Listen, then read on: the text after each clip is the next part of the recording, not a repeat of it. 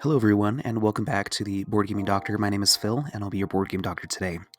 In this episode, I wanted to talk about the games that I'm most excited for this year at Essen, but I also wanted to address real quick the games that I was most excited for last year, and to kind of follow up on what stood out to me and what didn't. So, these were 9 of the games that I was most excited for last year.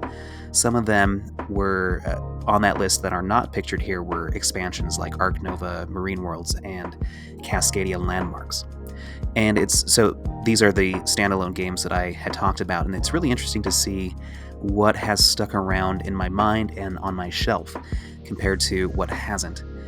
I would say, so first of all, I have not played Planta, Nubo, Shipyard, or Evenfall yet.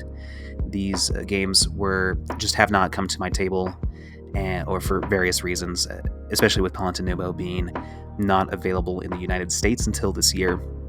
So technically, I guess this is an Essen 2024 release that I'm excited for. So as soon as I get a chance, I'll definitely play this game. But out of the others, I have played World Wonders. I have owned. I am honestly looking to sell this game because it just hasn't lived up to my expectations when it comes to replayability.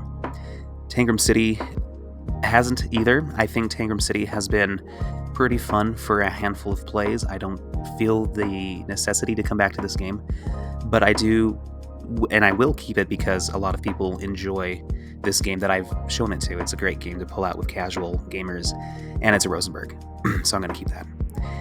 These other games, Ancient Knowledge and Path of Civilization, are on Board Game Arena, so I've had the opportunity to play these a handful of times as well. Ancient Knowledge, I've gotten to about 10 plays and have felt content with that.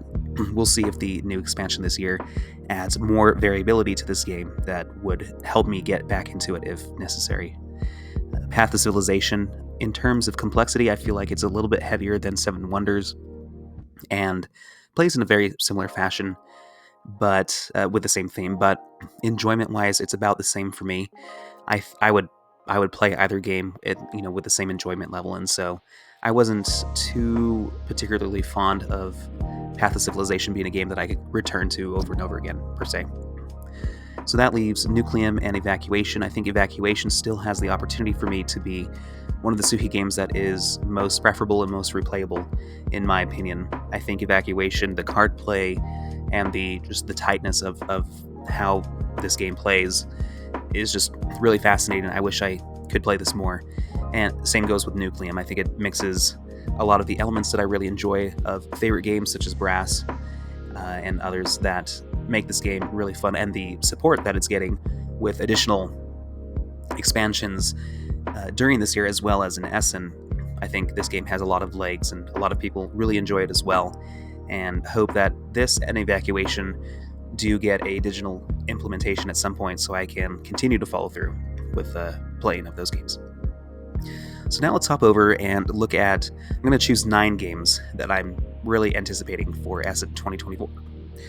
I suppose before we get into a huge list, I do want to differentiate games from Uwe Rosenberg that are coming out at Essen time, as this is a Rosenberg favored channel, at least as far as I'm concerned. I do want to talk about these games. Black Forest, of course, I do have this pre-ordered, so expect a review of this soon as I get it. Tangram City is going to be there. Clash of Magic Schools is going to be the redo of Babel, and so that'll be an interesting 2-player game to check out. Same goes with Label Legends. This is a re-implementation of Clunker. I covered this in the news from last month. So a couple of lighter games coming out, a couple of remakes. And speaking of which, the Nusfjord big box is now being shipped, and so I'm hoping to get my pre-order pretty soon as well. Patchwork 10th anniversary 10-year anniversary edition is coming out, and so that should be fun to have as well. Some new artwork for a classic game. Clickatree. This has been listed in the games of Rosenberg for a long time with no image and no additional information besides what is seen here. Looks like it's an abstract strategy game that has animals, and so it sounds like kind of like a cross between, say, a game like Framework or Applejack, but with animals, so maybe like New York Zoo. and it looks like it incorporates Ghanaian farmers. I covered this a while ago, actually, and it sounds like it's the second game in the set of games that follow Adiwa in the Ghanaian or African type of setting. So it'll be interesting to see what this game is like. It looks like it's going to be a lighter game as well, similar in age range as, say, Tangram City looks like. So interesting to see this come out pretty soon as well. And then finally, Kanal. This is a really good game. This is Oranienburger Kanal, for those who remember this being game founded or kickstarted last year. Now Silex is coming out with a retail version of this game. It's looking super great. When more information comes out, I believe there might be a rulebook on this as well. It'll be interesting to see if there are any changes in addition to the artwork. So that'll be fun to have more available. It's highly rated. It should be in the hands of more people, and I'm excited for this game to have more time to shine in the light of the greater board gaming community. Okay, so now with all of the Rosenberg stuff out of the way, let's talk about some other games I'm excited for. Okay, so now that I've talked about all the Rosenberg games, let's talk about the non-Rosenberg games that I'm most excited for. So some of these games have been announced and talked about since the Gen Con, since the last big convention that we've had. And actually, there's one more game that I wanted to add onto this, which is the Mistborn deck building game. So I'm actually going to pull this up in real time here. So the Mistborn deck building game, huge fan of Sanderson, as many people are, I suppose, these days. And I am just really looking forward to this one because it's a John D. Clare game. I've really enjoyed his games in the past.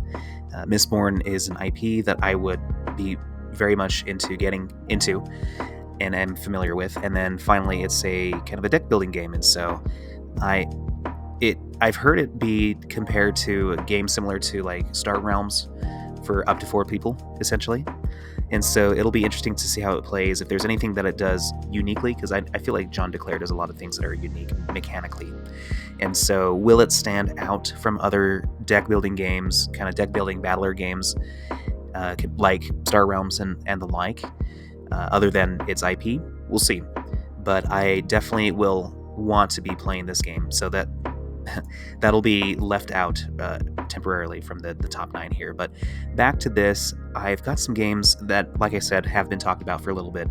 The Lord of the Rings Duel for Middle-earth, the Seven Wonders Duel sequel with the Lord of the Rings theme. Very much interested in this. Beyond the Horizon, it's the standalone sequel to Beyond the Sun. Looks really interesting as well, and a theme that I'm more comfortable with, I suppose. Civolution was actually a game that I talked about last year for the Essen list that I made, and Civolution, Stefan Feld, a game that takes all of his mechanisms and his approaches to games and puts a civilization-themed setting in this game, and so I'm really excited to see how this plays. And of course, Resafa, the new Suhi game. I'm hesitant to say that I might enjoy this. From what I've been able to tell, it seems like this is more along the complexity lines as like Pulsar 2046 or whatever it is. And the way that it looked on the table and the theme of it didn't quite grab my attention at first. So we'll see if Resafa... I probably will try this game at least once to see if it's good. And then SETI is the new CGE game that what really stands out to me is that it features like 200 cards in this game. It's a hand management card playing type of game, which I am totally into. So I'm excited for this, and that might be very similar to a lot of these other games that are on my list that haven't received a lot of thumbs, but I did want to mention real quick as well and bring to light. So some of these are kind of like my underdog or sleeper hits, per se. So the first one is Suna Valo. This is a game by Altay, one of the designers for La Granja and for Planta Nubo. And so it kind of takes the theme of Planta Nubo and perhaps mechanically is more similar to a game like La Granja, where you have a lot of cards that you're playing out onto a farm. It's more of a steampunk type of farm game in terms of setting. And it probably will be very similar to Planta Nubo, in not just theme, but in also gameplay as well. So it'll be really interesting to see how this game would differ from Planta Nubo once I do get a chance to play that as well. The next one is Altay, Dawn of Civilization. It's got Paulo Mori along for this game. It is a Civilization game. Looks like there is some deck building as well, so I want to say this is very similar perhaps to Monumental, which is a game that I've always been interested in playing, but it's kind of a Civilization themed deck building type of game as well, and so it'll be interesting to see how this might differ from that. And if it doesn't look like it's too difficult, so perhaps it's more of a tapestry type of difficulty, perhaps even lighter than that. So yeah, Altay is on my list as well to play and try. And speaking of the designer of Monumental, Matthew Dunstan, I picked Tree Society here not because I know a lot about this game. It looks like it's a Dunstan and Gilbert game along the same lines as, say, like Village Rail, which I had a lot of hopes for when I played it. Didn't quite enjoy it as much, but I still am a big fan of Dunstan and his games. So I have faith and excitement to try Tree Society when it comes out. And so, yeah, we'll see what that is all about. Then finally, Biome is another sleeper hit that has a lot of high ratings as well. Leni Grundler, I don't know this designer, but it looks like this game also features hand management and card playing. And I mean, it's got a lot of things that I enjoy in games. So simultaneous play, drawing cards, collecting resources, playing plants and animals into your biome in the form of cards, and then you're scoring points. And so that sentence alone drew me into this game. But I also really enjoy sentences like this, right? So you play your birds and rabbits next to plants, so in spring they will make nests to have chicks and baby bunnies. So it seems like there is a more thematic approach to how you might play this game. So there might be spatial reasoning as well as order of operations, etc., that will make this game feel thematic, very similar to games like, in my opinion, Ark Nova, and at least the text boxes of the cards in Wingspan. I feel like there is as much of a thematic approach and integration to those components and rules when it comes to it, putting together a mechanically sound game. Abstractions need to take place at times as well, but it seems like this game is going to have that similar approach, and so I'm hoping this lives up to the same expectations that perhaps it's setting to be in the same conversation as games like, potentially like Wingspan and the like. And so, yep, really excited to see if this game comes to fruition and if I have a chance to play it. So those are 10 games if you include the Mistborn game. So 10 games that I am excited for Essen this year, 2024. Let me know if any of these games sound exciting to you. Oh, I guess it's 10 plus games, including all the Rosenberg games.